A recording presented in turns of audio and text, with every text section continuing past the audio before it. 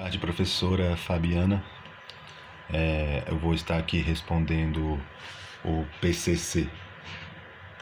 E eu já até, se a senhora puder me responder, eu gostaria de saber o que significa PCC. Pesquisei aqui, eu não entendi direito. O PCC que eu conheço é uma facção criminosa lá de São Paulo, né? O primeiro comando da capital. É uma brincadeira. Eu já sou professor, eu curso matemática e eu sou professor de reforço, né? E de monitorias também.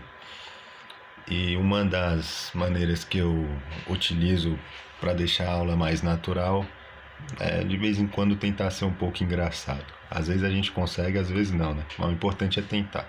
Eu acredito que o humor, para quebrar o gelo, para descontrair, também seja uma estratégia, uma ferramenta didática, né? Para o aluno se interessar. Eu tive um professor de matemática que foi a pessoa mais engraçada que eu já conheci, o professor Carlos Sbrobel. E ele foi uma das pessoas que me motivaram a gostar de matemática, que eu odiava, e também de hoje trabalhar com isso, né?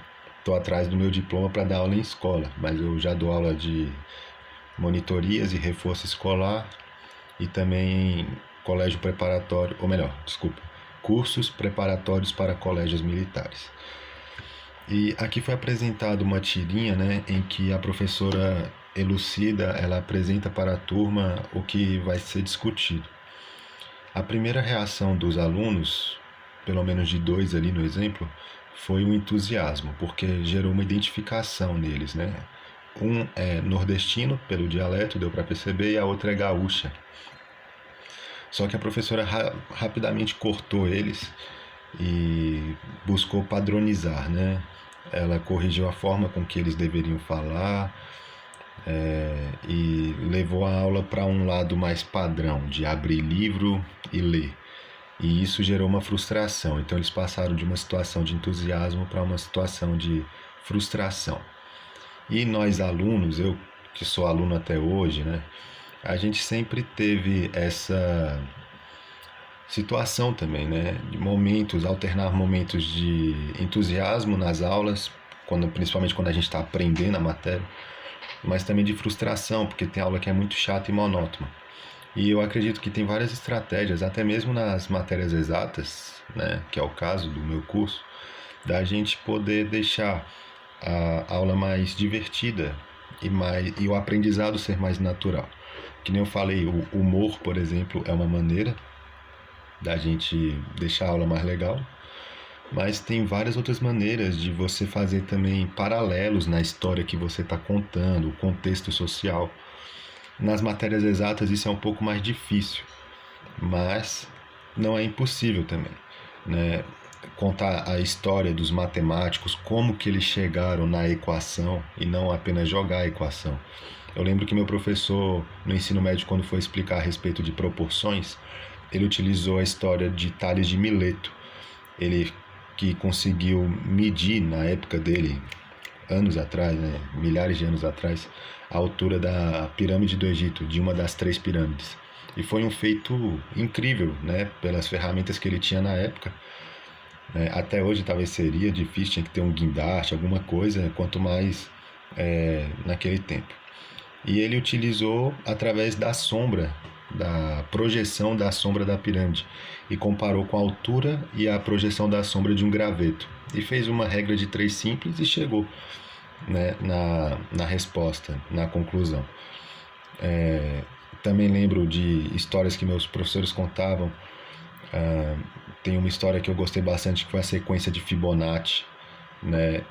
E depois isso me levou a pesquisar a fundo a respeito disso, que eu achei fantástico. Até hoje eu estudo a sequência de Fibonacci, né? Então tudo isso, até mesmo nas matérias exatas, são estratégias muito pertinentes para motivar o aluno, para fazê-lo se interessar pela matéria. E não apenas apresentar fatos e ler, mas levar o aluno muitas das vezes também numa viagem ao tempo. Eu lembro que eu tive também uma professora de inglês que, quando eu era bem pequeno, foi explicar pra gente a respeito de cores e números naquele jogo do Twister, né?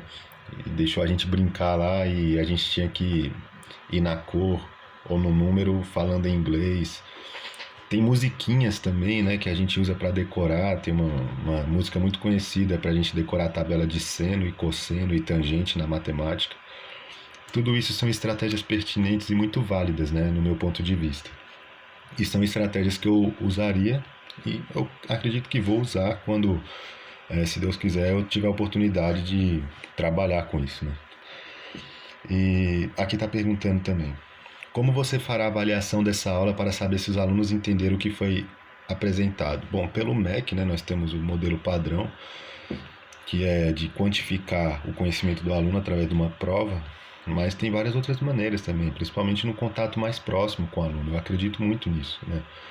E cada aluno tem uma dificuldade ou uma facilidade dependendo da matéria, nenhum aluno é igual ao outro. E ter esse contato mais próximo e permitir uma amizade entre professor e aluno, não ser aquela coisa de idade média, né, que o professor é o detentor do conhecimento e tem que só repassar para o aluno. Mas quando o aluno tem uma proximidade com o professor, claro, de uma maneira profissional, né, e se simpatiza com o professor, porque vê que o professor tem amor em ensinar, com certeza dá para perceber a evolução do aluno de uma maneira mais próxima, né? Então eu acredito que isso é uma maneira de a gente saber se o aluno ele assimilou, não apenas pelo resultado de uma prova, mas no decorrer das aulas também, se o aluno está prestando atenção, ou se eles, pela cara dá para saber se ele está entendendo alguma coisa. Então, utilizar estratégias para tornar o aprendizado mais natural, acredito que é fundamental para também o professor ter a compreensão se a aula está fluindo e se está rendendo, né? Quais os conselhos daria para si mesmo para que exerça com ética, dinamismo e didática a docência? Bom, em primeiro lugar, acredito que a profissão de professor, mais do que qualquer outra, exige muito amor pelo que faz, porque os incentivos do Estado não são muitos, né, em relação a salários, por exemplo. Então, se a gente tiver realmente amor pelo que a gente faz, pela didática, por dar aula, né? Eu acredito que tudo isso flui de uma maneira mais natural e esse é o conselho que eu daria para mim. Realmente amar o que eu faço e eu amo e se dedicar, porque eu já dou aulas, né? E não tem uma satisfação melhor, não tem uma sensação melhor, mais satisfatória do que você perceber que o aluno está aprendendo e mais do que aprender, ele está gostando do que está vendo, né? Ele está se inspirando. Então, o meu conselho que eu daria para mim mesmo, acredito, é sempre focar no aprendizado do aluno mesmo, né? Colocar o aluno como o foco e o objetivo, né? E claro que essa é a missão principal do professor, né? Não é simplesmente falar e falar, mas fazer com que o aluno receba a matéria de uma maneira natural, certo?